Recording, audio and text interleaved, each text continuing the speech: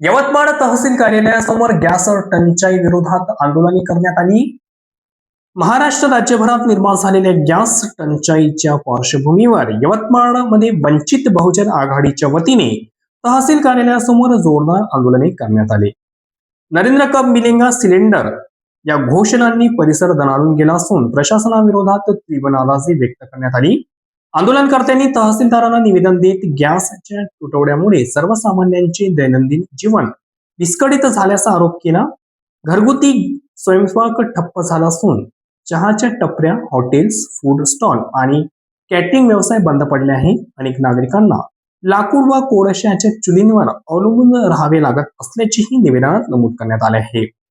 दरम्यान गॅस सिलेंडरसाठी रांगेत उभे असताना अकोला व अमरावती येथे झालेल्या मृत्यूंचा उल्लेख करत आंदोलनकर्त्यांनी संताप व्यक्त केला। काही ठिकाणी गॅस सिलेंडरचा काळा बाजार सुरू असून 5 ते 7 हजार रुपयांपर्यंत दर आकारले जात असल्याचा गंभीर आरोप करण्यात आला।